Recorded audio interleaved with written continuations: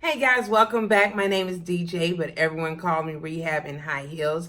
In today's topic, we're going to talk about optionee and optioner, pretty much co-wholesaling.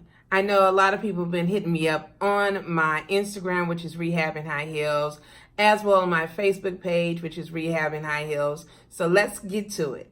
All right. So what is optionee and optioner? Pretty much is an agreement that I created with other wholesalers. And what that is entail is, let's say that you are the wholesaler to market out and find motivated seller. You actually did the MOA to lower down the price. As well, you had them sign your contract. It's open to the title company as well to the real estate attorney, however you want to submit your contract. But you don't have an end buyer, or you're searching for an end buyer and you know someone else in particular is also in real estate or as a wholesaler that have a pretty significant list of cash buyers, and you want to collaborate with them.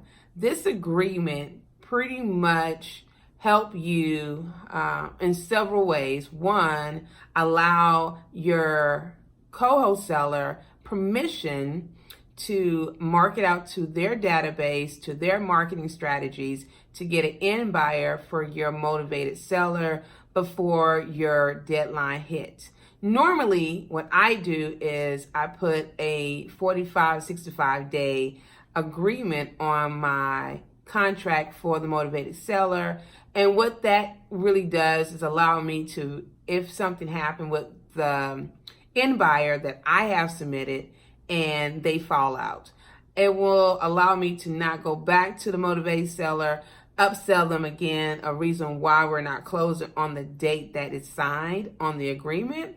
So it just gives me a longer time frame to focus on finding an end buyer. But let's just say that all my end buyers that I have on my database is either don't have any funds or they're done for the year. So you don't want to limit yourself while you're building your database on motivated sellers as well as motivated cash buyers with just your database. So you bring on a co-wholesaler. So there's three reasons why this agreement is so important. One, it's just to give permission to your co-wholesaler the rights to wholesale your deal by marketing. Two, let's say that it gets to the closing, they provided a end buyer, you submit your agreement to the title company and allow them to delegate and disperse the assignment fee.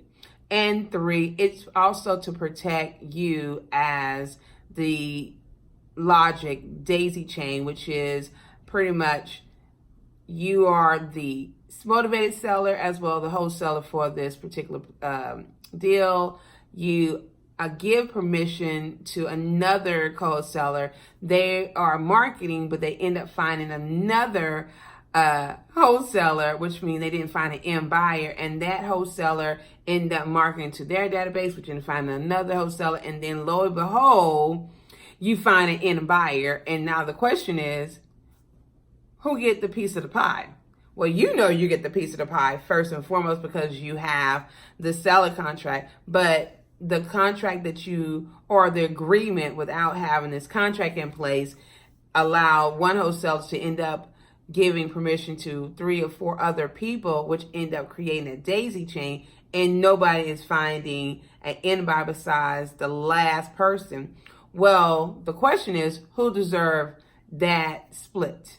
Of course, it would not be the first person you give permission to, but it would be the last person that actually provide an end buyer. And so what this agreement does is give them a clear understanding, hey, you only have 15 days or however you come up with an agreement with, but I normally put 15 days on my agreement to find a cash buyer.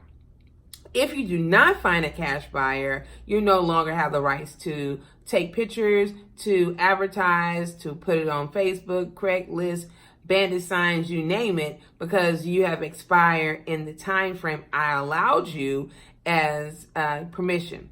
And then at the same time, you don't want to be the person that have a contract and something happens, like they forgot to pay you. This agreement is so important as a co-wholesaler that I use it till this day. I end up having my mentees use this same agreement for any other co-wholesaler that they have met during their experience or just their trials and tribulations, that it only protects you. You want to protect not only your motivated seller, but you want to also protect you as well, the co-wholesaler, and say, this is just business. If someone refused to sign it, then that's not really meant for you to partner up with someone. So it's not really a JV agreement. A JV agreement, in my definition, is there is a property that you want to rehab and fix and flip, and you provide the property, they provide the funds, and you guys came together and did the work and put it back on the market. That's what the JV agreement. I believe this flex option has a clear, concise responsibility for one wholesaler to the next, and then you guys come together. So you don't have to chase anybody down and find out where your money is at. You just go to the title company. The title company have your check or your wire, and you're done. And now here's a great thing. You have a relationship with them. They will end up using the same agreement to another person because you want to do great business. It's not saying I don't trust you, but it's just the fact that I want to do business with you, and let's do it the right way. So I really do hope that this short snippet about cash, optionee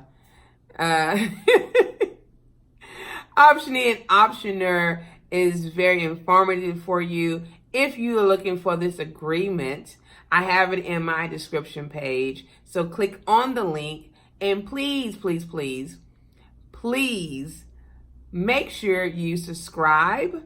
Leave plenty of comments. I don't say that because I want you to just leave them, but it really does help me help you and expand into your career and your business as a real estate investor. I don't want to have any videos and no one see no value.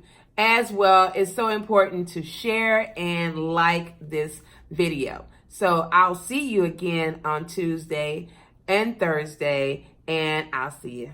Bye.